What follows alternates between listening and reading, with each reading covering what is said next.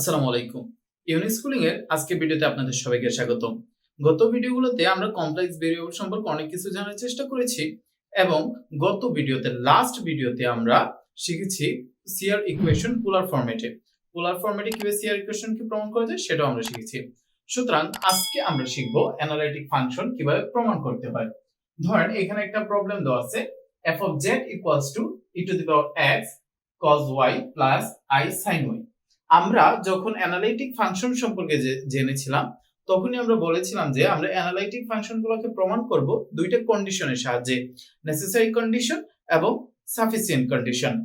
এই ক্ষেত্রে আমরা অবশ্যই জানি সকল ট্রিগোনোমেট্রিক ফাংশন এবং এক্সপোনেনশিয়াল ফাংশনের যে ফার্স্ট অর্ডার ডেরিভেটিভ ওরা সবাই কন্টিনিউয়াস হয়। সুতরাং সেই কনসেপ্টটা কাজে লাগিয়ে আমরা নেসেসারি কন্ডিশন এখানে ফলো করে বলে আমরা বলতে পারি।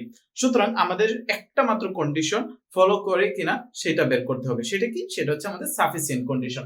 তাহলে আমরা সরাসরি চলে যাই। সাফিসিয়েন্ট কন্ডিশনটা আমাদের কি ছিল?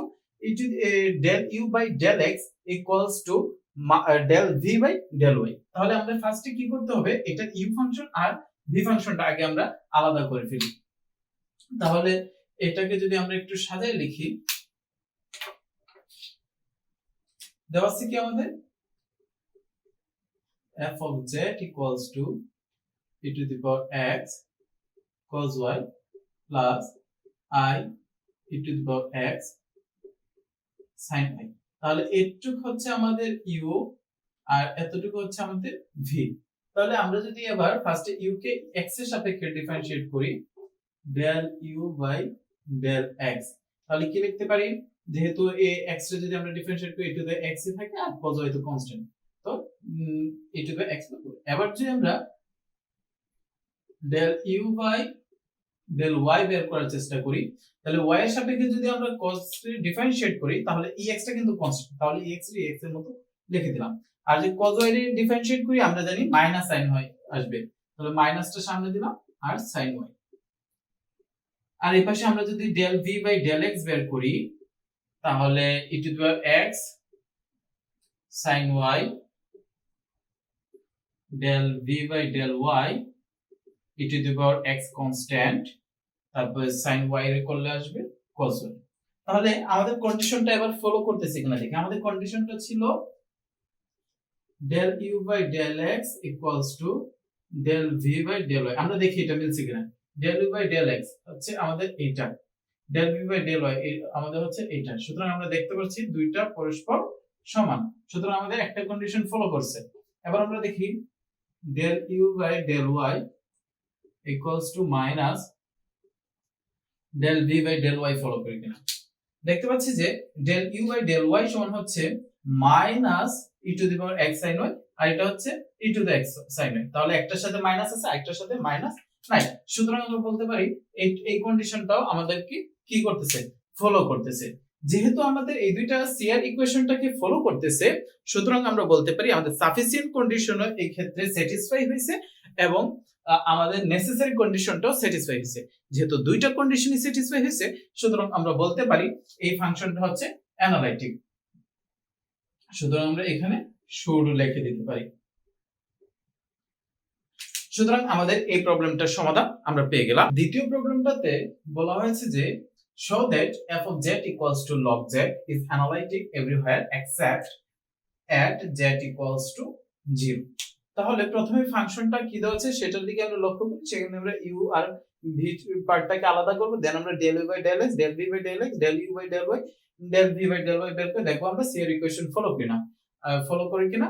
আর আমরা জানি এই ফাংশনটা অলরেডি যেহেতু লগারিদম একটা ফাংশন, এটা হচ্ছে আমাদের কি করে সব ফার্স্ট অর্ডার ডেরিভেটিভ গুলো কন্টিনিউয়াস হয়। আচ্ছা, তাহলে আমরা আগে সিআর ইকুয়েশন স্যাটিসফাই করে কিনা সেদিকে লক্ষ্য করি। তাহলে f of z equals to দেওয়া আছে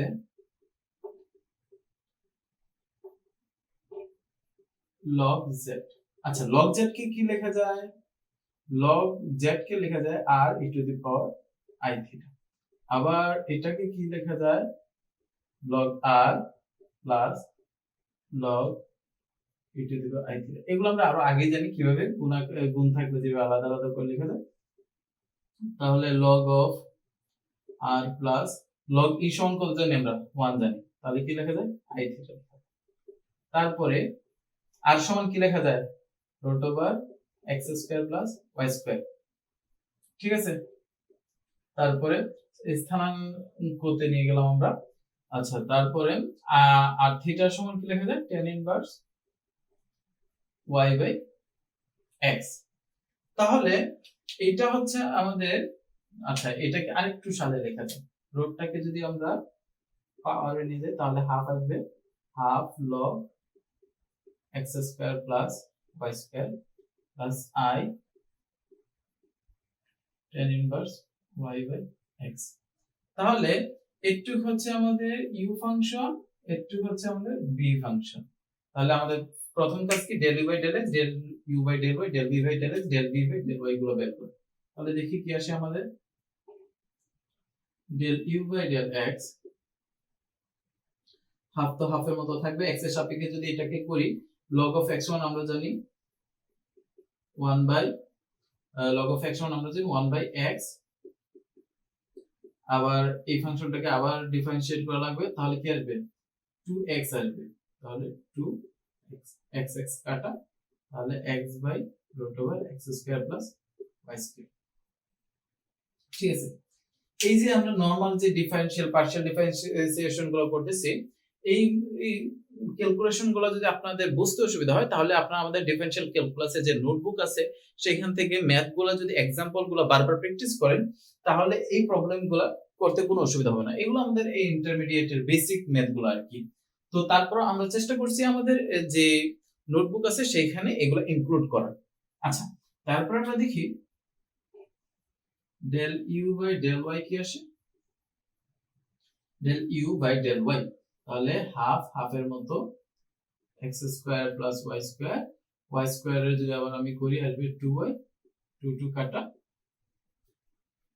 বাকি থাকে x square plus Y square. আচ্ছা, তারপরে আসে আমাদের del v by del x, del v by del x tan inverse y by x আছে।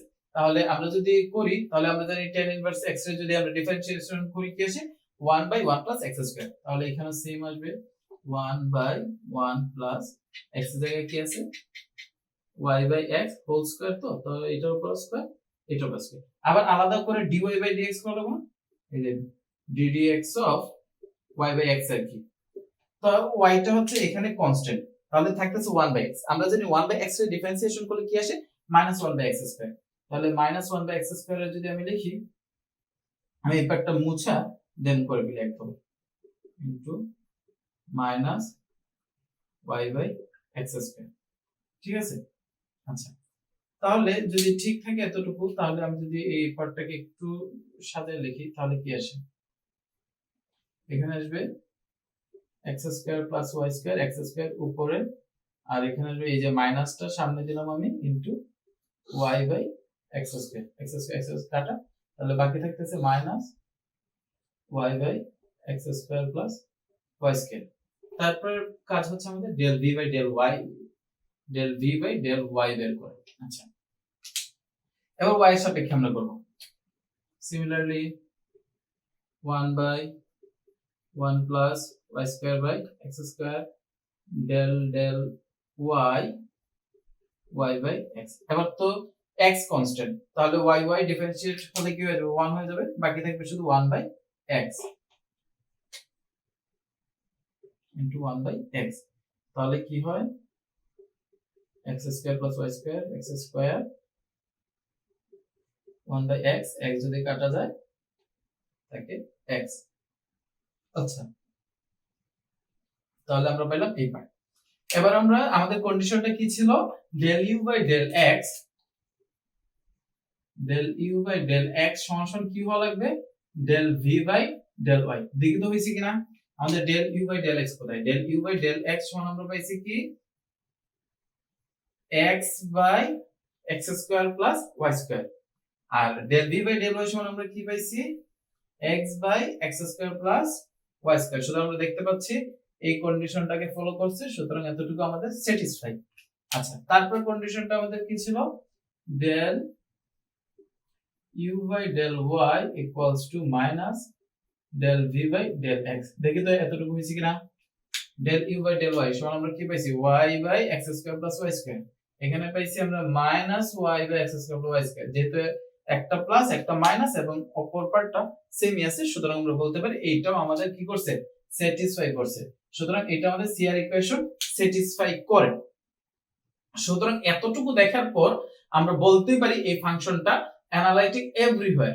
কিন্তু এখানে একটা কথা বলছিল কি except at z equals to 0। এই কথাটার মানে কি? এই কথাটার মানে হচ্ছে আমরা যদি z কে হরে বসাই তাহলে z সমান কত দেওয়া আছে 0। হরে 0 থাকা মানে কি? অবশ্যই একটা আনডিফাইন্ড আমরা সংজ্ঞা পাচ্ছি, বা যদি বলি আনডিফাইন্ড সংজ্ঞাই তো। আচ্ছা, আনডিফাইন্ড সংজ্ঞা যদি আমরা পাই তাহলে ওইটা কি কখনো কন্টিনিউয়াস হওয়া সম্ভব? অবশ্যই কন্টিনিউয়াস হওয়া সম্ভব না।